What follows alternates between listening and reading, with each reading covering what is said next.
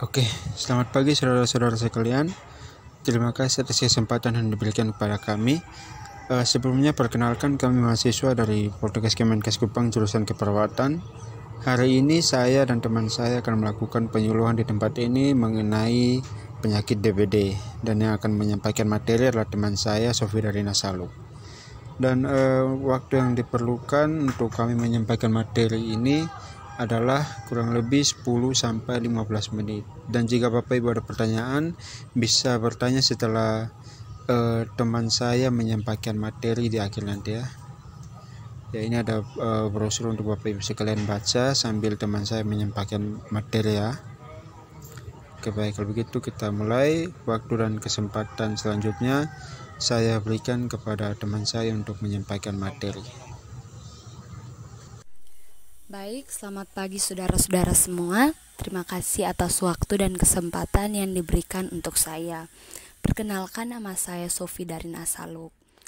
Kita langsung saja pada materi yang pertama yang akan saya bawakan, yaitu yang pertama, apa itu demam berdarah?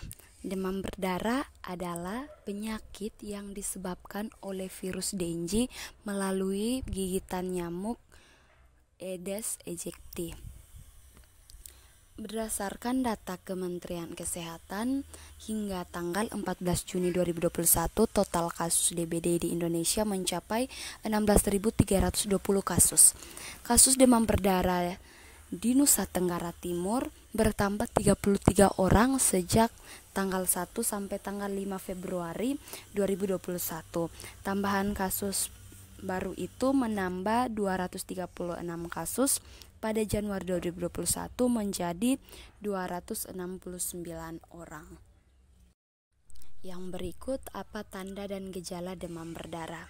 Yang pertama yaitu demam akut. Demam akut yang tetap tinggi selama 2-7 hari kemudian turun secara drastis. Demam disertai gejala tidak spesifik seperti mual muntah, tidak enak badan, nyeri pada punggung, tulang persendian, dan kepala. Yang kedua, manifestasi perdarahan seperti uji turniket positif, bintik-bintik merah pada kulit, mimisan, peradangan gusi, dan tinja berdarah. Yang ketiga, pembesaran hati dan nyeri tekan pada daerah perut. Dan yang keempat, dengan dan tanpa kejang yang terjadi pada saat demam biasanya mempunyai gejala yang buruk. Yang berikut faktor risiko dalam penyebaran penyakit demam berdarah. Faktor-faktor risiko yang dapat mempengaruhi terjadinya penyakit demam berdarah diantaranya yaitu yang pertama, lingkungan rumah. Lingkungan rumah seperti jarak rumah mempengaruhi penyebaran nyamuk dari satu rumah ke rumah yang lain, dan semakin dekat jarak antar rumah semakin mudah nyamuk menyebar. Yang berikut, lingkungan biologi. Lingkungan biologi yang mempengaruhi penularan DBD terutama adalah banyaknya tanaman hias dan tanaman pekarangan yang mempengaruhi kelembapan dan pencahayaan di dalam rumah. Adanya kelembapan yang tinggi dan kurangnya pencahayaan dalam rumah merupakan tempat yang disenangi nyamuk. Yang berikut, lingkungan sosial.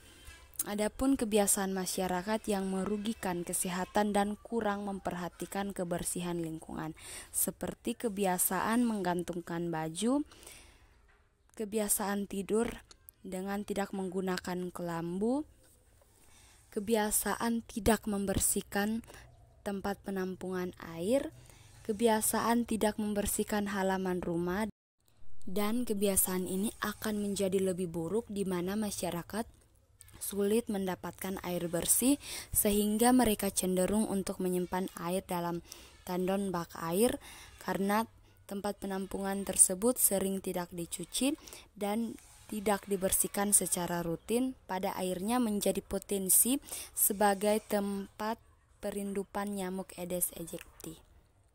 Baik, materi yang saya berikan cukup sampai di sini. Waktu dan kesempatan saya kembalikan kepada moderator. Terima kasih. Penyampaian materinya telah selesai. Sekarang saya berikan kesempatan kepada Bapak Ibu sekalian Yang ingin bertanya mungkin ada yang kurang jelas bisa bertanya kepada teman saya, nanti akan dijawab oleh teman saya. Silakan kepada Bapak Ibu. Baik, terima kasih. Saya izin bertanya, apakah jika anak terkena DBD, apa yang harus dilakukan? Itu saja pertanyaan dari saya. Terima kasih.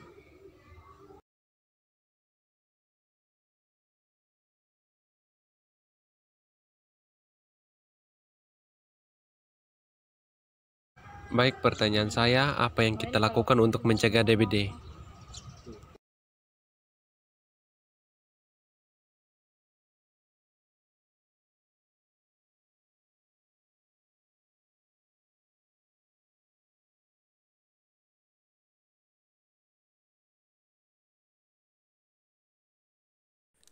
Baik, terima kasih untuk pertanyaannya. Saya akan mencoba menjawabnya, yaitu yang pertama pertanyaan tentang bagaimana jika anak terkena DBD dan apa yang akan dilakukan. Jika anak terkena DBD pada gejala awal, diberikan saja paracetamol untuk meredakan demam dan nyeri yang dirasakan. Orang tua juga dapat melakukan penanganan yaitu dengan memberikan kompres pada dahi, ketiak, dada, dan selangkangan anak. Kemudian pastikan untuk beristirahat yang cukup, berikan anak cairan yang banyak untuk mencegah dehidrasi baik pada makanan dan minuman. Kemudian berikan makanan yang kaya akan nutrisi terutama tinggi protein. Baik, pertanyaan yang kedua, apa yang harus dilakukan untuk mencegah DBD?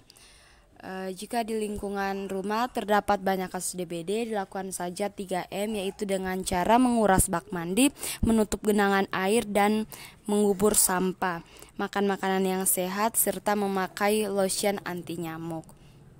Sekian jawabannya, terima kasih. Oke, baik Bapak Ibu sekalian.